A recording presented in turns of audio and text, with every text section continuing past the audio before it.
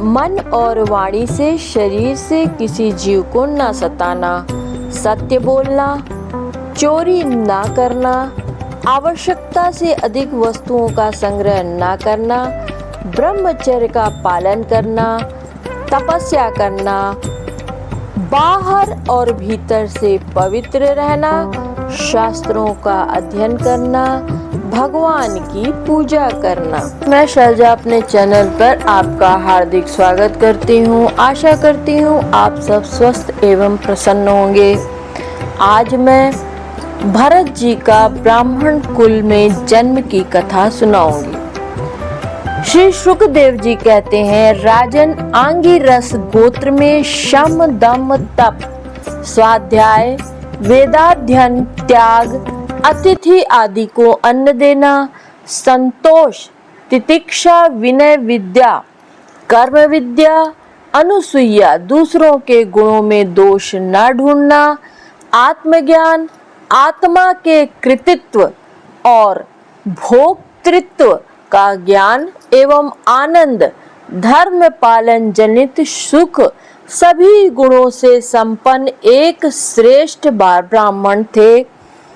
उनकी बड़ी स्त्री से उन्हीं के समान संविद्याशील आचार रूप और उदारता आदि गुणों वाले 9 पुत्र हुए तथा छोटी पत्नी से एक ही साथ एक पुत्र और एक कन्या का जन्म हुआ। इन दोनों में जो पुरुष था वह परम भागवत राजश्री शिरोमणि भरत ही थे। वे मृग शरीर का परित्याग करके अंतिम जन्म में ब्राह्मण हुए थे, ऐसा महापुरुषों का कथन है। इस जन्म में भी भगवान की कृपा से वे अपनी पूर्व जन्म परंपरा का स्मरण करने के कारण वे इस आशंका से कि कहीं कोई विघ्न उपस्थित न हो जाए, अपने स्वजनों के संग से बहुत डरते थे। हर समय जिनका श्रवण स्मरण और गुण कीर्तन सब प्रकार के कर्म बंधन को काट देता है, श्री भगवान के उन युगल चरण कमलों को भी हृदय में धारण किए रहते तथा दूसरों की दृष्टि में अपने को पागल मूर्ख अंधे और बहरे के समान दिखाते। पिता का तो उनमें भी वैसा ही स्नेह था, इसलिए ब्राह्मण देवता ने अपने पागल पुत्र के भी शास्त्रानुसार समावर्तन पर्यंत विवाह से पूर्व सभी संस्कार करने के विचार से उनका उपनयन संस्कार किया। यद्यपि वे चाहते तो नहीं थे, तो भी पिता का कर्तव्य है कि पुत्र को शिक्षा दें। इस शास्त्र विधि के अनुसार उन्होंने इन्हें शौच आचमन आदि आवश्यक कर्मों की शिक्षा दी। किंतु भरत जी तो पिता के सामने ही उनके उपदेशों के विरुद्ध आचरण करने लगते थे। पिता चाहते थे कि वर्षा काल में इसे वेदाध्ययन आरंभ करा दूं, किंतु बसंत और ग्रीष्म ऋतु के चैत्र, वैशाख, ज्येष्ठ और आषाढ़ 4 महीनों तक पढ़ाते रहने पर भी इन्हें व्याहृति और शिरोमंत्र प्रणव के सहित त्रिपदा गायत्री भी अच्छी तरह से याद न करा सके। ऐसा होने पर भी अपने इस पुत्र में उनका आत्मा के समान अनुराग था, इसलिए उसकी प्रवृत्ति न होने पर भी वे पुत्र को अच्छी तरह से शिक्षा देनी चाहिए। इस अनुचित आग्रह से उसे शौच, वेदाध्ययन, व्रत, नियम तथा गुरु और अग्नि की सेवा आदि ब्रह्मचार्य आश्रम के आवश्यक नियमों की शिक्षा देते ही रहे।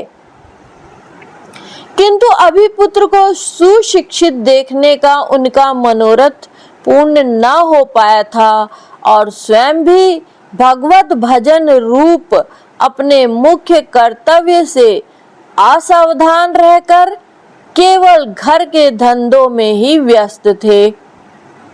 सदा सजग रहने वाले काल भगवान ने आक्रमण करके उनका अंत कर दिया। तब उनकी छोटी भार्या अपने गर्भ से उत्पन्न हुए दोनों बालक अपनी सौत को सौंपकर स्वयं सती होकर पति लोक को चली गईं। भरत जी के भाई कर्म कांड को सबसे श्रेष्ठ समझते थे। वे ब्रह्म ज्ञान रूप पराविद्या से सर्वथा अनभिज्ञ थे, इसलिए उन्हें भरत जी का प्रभाव भी ज्ञात नहीं था। वे उन्हें निरा मूर्ख समझते थे। अतः पिता के परलोक सिधारने पर उन्होंने उन्हें पढ़ाने लिखाने का आग्रह छोड़ दिया। भरत जी को मान अपमान का कोई विचार न था। जब साधारण नरपुषु उन्हें पागल, मूर्ख अथवा बहरा कहकर पुकारते, तब वे भी उसी के अनुरूप भाषण देने लगते। कोई भी उनसे कुछ भी काम कराना चाहते तो वे उनकी इच्छा के अनुसार कर देते। बेगार के रूप में, मजदूरी के रूप में, मांगने पर अथवा बिना मांगे जो भी थोड़ा बहुत अच्छा या बुरा अन्न उन्हें मिल जाता, उसी को जीभ का जरा भी स्वाद न देखते हुए खा लेते। अन्य किसी कारण से उत्पन्न न होने वाला स्वतः सिद्ध केवल ज्ञानानंद स्वरूप आत्मज्ञान उन्हें प्राप्त हो गया था। इसलिए शीतोष्ण मान अपमान आदि द्वंद्वों से होने वाले सुख दुख आदि में उन्हें देहाभिमान की स्फूर्ति नहीं होती थी। वे सर्दी, गर्मी, वर्षा और आंधी के समय सांड के समान नंगे पड़े रहते थे। उनके सभी अंग हष्ट पुष्ट एवं गठे हुए थे। वे पृथ्वी पर ही पड़े रहते थे, कभी तेल उपटन आदि नहीं लगाते थे, न ही कभी स्नान ही करते थे। इससे उनके शरीर पर मैल जम गई थी। उनका ब्रह्म तेज धूलि से ढके हुए मूल्यमान मणि के समान छिप गया था। वे अपनी कमर में एक मैला कुचैला कपड़ा लपेटे रहते थे। उनका यज्ञोपवीत भी बहुत ही मैला हो गया था। इसलिए अज्ञानी जनता यह कोई द्विज है, कोई अधम ब्राह्मण है, ऐसा कहकर उनका तिरस्कार कर दिया करती थी। किंतु वे इसका कोई विचार न करके स्वच्छंद विचरते थे। दूसरों की मजदूरी करके पेट पालते देख जब उन्हें उनके भाइयों ने खेत की क्यारियां ठीक करने में लगा दिया, तब वे उस कार्य को भी करने लगे। परंतु उन्हें इस बात का कुछ भी ध्यान न था कि उन क्यारियों की भूमि समतल है या ऊंची नीची, अथवा वह छोटी है या बड़ी। उनके भाई उन्हें चावल की कनी, खली भूसी, भुने हुए उड़द अथवा बर्तनों में लगी हुई जले अन्न की खुरचन जो कुछ भी दे देते, उसी को वो अमृत के समान खा लेते थे। उसी समय डाकुओं के सरदार ने, जिसके सामंत शूद्र जाति के थे, पुत्र की कामना से भद्रकाली को मनुष्य की बलि देने का संकल्प किया। उसने जो पुरुष पशु बलि देने के लिए पकड़ मंगाया था, वह दैववश उसके फंदे से निकलकर भाग गया। उसे ढूंढने के लिए उसके सेवक चारों ओर दौड़े, किंतु अंधेरी रात में आधी रात के समय कहीं उसका पता न लगा। इसी समय दैव योग से अकस्मात उनकी दृष्टि उन आंगिरस गोत्रीय ब्राह्मण कुमार पर पड़ी, जो वीरासन में बैठे हुए मृग वाराहदी जीवों से खेतों की रखवाली कर रहे थे। उन्होंने देखा कि यह पशु तो बड़े अच्छे लक्षणों वाला है, इससे हमारे स्वामी का कार्य अवश्य सिद्ध हो जाएगा।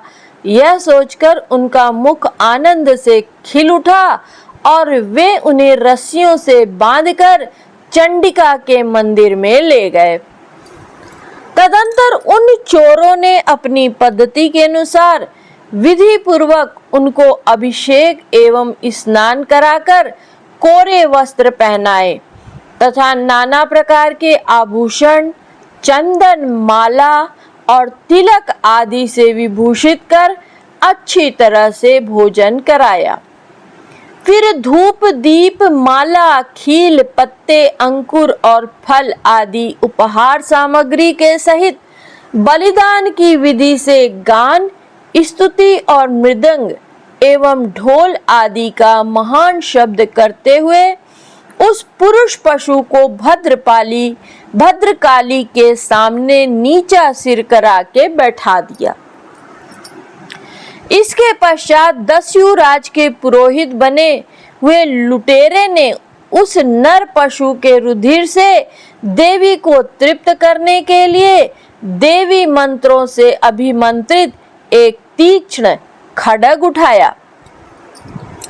चोर स्वभाव से तो रजोगुणी तमोगुणी थे ही, धन के मद से उनका चित्त और भी उन्मत्त हो गया था। हिंसा में भी उनकी स्वाभाविक रुचि थी। इस समय तो वे भगवान के अंश स्वरूप ब्राह्मण कुल का तिरस्कार करके स्वच्छंदता से कुमार्ग की ओर बढ़ रहे थे। आपत्ति काल में भी जिस हिंसा का अनुमोदन किया गया है उसमें ब्राह्मण वध का सर्वथा निषेध है। तो भी वे साक्षात ब्रह्म भाव को प्राप्त वे वैरहीन तथा समस्त प्राणियों के सुहृद एक ब्रह्मर्षि कुमार की बलि देना चाहते थे। यह भयंकर कुकर्म देखकर देवी भद्रकाली के शरीर में अति दुस्सह ब्रह्म तेज से दाह होने लगा और वे एक मूर्ति को फोड़कर प्रकट हो गईं। अत्यंत असहनशीलता और क्रोध के कारण उनकी भौहें चढ़ी हुई थी तथा कराल दाढ़ों और चढ़ी हुई लाल आंखों के कारण उनका चेहरा बड़ा भयानक जान पड़ता था। उनके उस विकराल वेश को देखकर ऐसा जान पड़ता था मानो वे इस संसार का संहार ही कर डालेंगी। उन्होंने क्रोध से तड़क कर बड़ा भीषण अट्टहास किया और उछलकर उस अभिमंत्रित खड्ग से ही उन सारे पापियों के सिर उड़ा दिए और अपने गणों के सहित उनके गले से बहता हुआ गर्मागर्म रुधिर रूप आंसू पीकर अति उन्मत्त हो ऊंचे स्वर में गाती और नाचती हुई उन सिरों को ही गेंद बनाकर खेलने लगी। सच है, महापुरुषों के प्रति किया हुआ अत्याचार रूप अपराध इसी प्रकार ज्यों का त्यों अपने ही ऊपर पड़ता है। जिनकी देहाभिमान रूप सुदृढ़ हृदय ग्रंथि छूट गई है, जो समस्त प्राणियों के सुहृद एवं आत्मा तथा वैरहीन है, साक्षात भगवान ही भद्रकाली आदि भिन्न भिन्न रूप धारण करके अपने कभी न चूकने वाले काल चक्र रूप श्रेष्ठ शस्त्र से भी जिनकी रक्षा करते हैं और जिन्होंने भगवान के निर्भय चरण कमलों का आश्रय ले रखा है, उन भगवत भक्त परमहंसों के लिए अपना सिर कटने का अवसर आने पर भी किसी प्रकार व्याकुल न होना, यह कोई बड़े आश्चर्य की बात नहीं है। इति